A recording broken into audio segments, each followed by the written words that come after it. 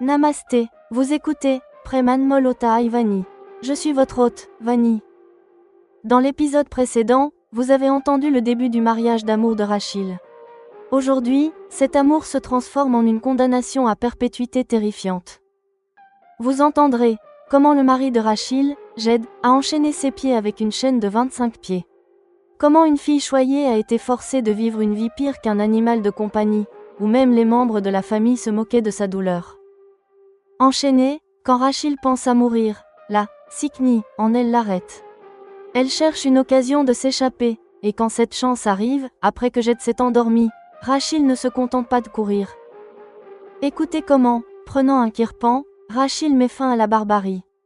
Elle porte un coup décisif à la virilité de Jed, le rendant impuissant. Rachil a commencé à protester farouchement. Voyant son attitude rebelle, ses pieds ont été enchaînés. Rachil pouvait marcher, mais elle ne pouvait pas courir. Les chaînes étaient attachées à une chaîne de près de 25 pieds de long. Travailler jour et nuit comme les autres femmes de la maison, même en étant enchaînée, est devenu le sort de Rachil. Cette maison était plus tortueuse pour Rachil que n'importe quelle prison. Jed a forcé des relations physiques sur Rachil avec méchanceté. À cause de cela, Rachil a développé une haine profonde pour le sexe. Ne vois-tu pas comment les autres femmes vivent heureuses ici? Tu as attiré ces ennuis sur toi-même, lui reprochait Jed chaque fois qu'elle se plaignait. Rachil en a eu assez d'une telle vie. Elle voulait mourir. C'est le sang de la famille sikh dans le corps de Rachil qui l'a empêché de commettre un acte aussi lâche. Puis un jour, les parents de Jed sont partis en pèlerinage. Seuls Jed et Rachil étaient dans la maison. Jed l'est nu sur le lit, épuisé. C'était l'occasion parfaite pour Rachil.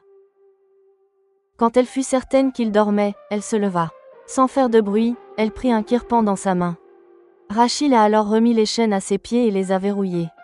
Ensuite, avec le kirpan, elle a porté un coup puissant au symbole de la virilité de Jed. Le sang commença à couler de la plaie.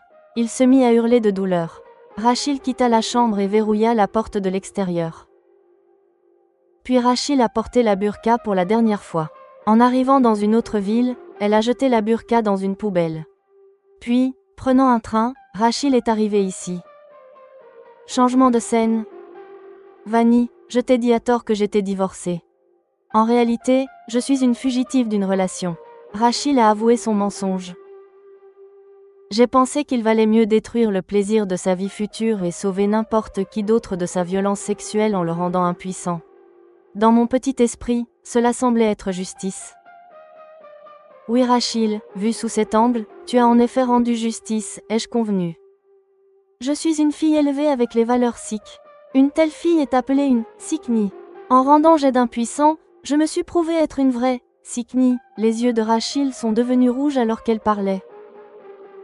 Cet épisode transforme Rachil d'une victime en une figure héroïque. Fin de l'épisode 11.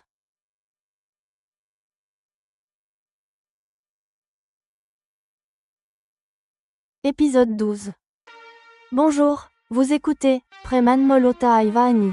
Je suis votre hôte, Vani. Après avoir entendu le calvaire de Rachil dans le dernier épisode, je réfléchis aujourd'hui à son courage de Sikni et au conseil né de sa douleur. Rachil dit que, même la Gourbani bienveillante du Gurudwara Sahib n'a pu laisser un impact permanent sur lui. Vous entendrez cette conversation légère entre Rachil et moi. On peut savoir ce qui se passe en tombant dans un gouffre sans avoir à y tomber réellement. Mais, alors que les histoires de mon passé s'achèvent, le danger du présent ressurgit. Ma peur de Mantou a maintenant tellement augmenté que je sens que laisser faire le destin pourrait avoir de graves conséquences. Mon dilemme est que la police n'a aucune preuve solide. Il ne me reste plus qu'une option, confier ma difficulté à Al-Kamam. Vous entendrez comment je vais voir Al-Kamam pour la première fois pour mes petites affaires, et comment Mam, avec sa voix maternelle, non seulement me rassure mais me réprimande aussi tendrement pour mon erreur. Pourquoi je ne lui ai pas parlé plus tôt? Mam a dit, rien de ce qui te touche ne peut être petit pour moi. Al-Kamam pourra-t-elle mettre fin définitivement à la menace de Mantou grâce à son influence? Et avant cette solution, pourquoi Mam m'a-t-elle réinvité à dîner, alors que Rachil n'est plus là? L'histoire continue dans Preman Molota Vani. Vous entendrez? Épisode 12. La connaissance du gouffre et un nouvel appel. Après avoir savouré le repas, Rachil est resté avec moi encore une demi-heure. La façon dont Jed se comportait au Gurudwara agissant comme une personne simple et serviable, n'est pas ce qu'il est réellement. Me piéger était son plan bien orchestré. Aujourd'hui, je me rends compte que ce n'est pas un homme, mais un monstre, explique Rachel. Exactement Rachel, Jed souffre de ce qu'on appelle un trouble de la personnalité sadique. En tant que son épouse, tu as été la victime de son sadisme sexuel, ai-je soutenu en utilisant mes connaissances en psychologie. Je pense qu'aucune femme ne devrait faire confiance à un homme qui fréquente seul un lieu de culte d'une autre foi. Sinon, on risque d'être trompé comme moi, conseille Rachel. On peut savoir ce qui se passe en tombant dans un gouffre sans avoir à y tomber réellement.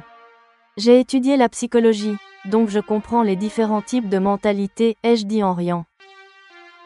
Rachel est partie. J'ai oublié que papa n'avait pas encore déjeuné. Ses actions et son destin s'entremêlent dans mon esprit. Un peu plus tard, papa m'appelle.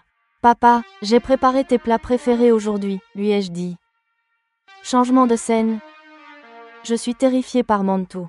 Si je signale cela à la police, il risque de l'ignorer faute de preuves solides.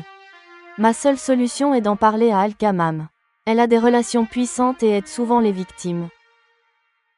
J'ai décidé de l'appeler après l'école. La chance est avec moi.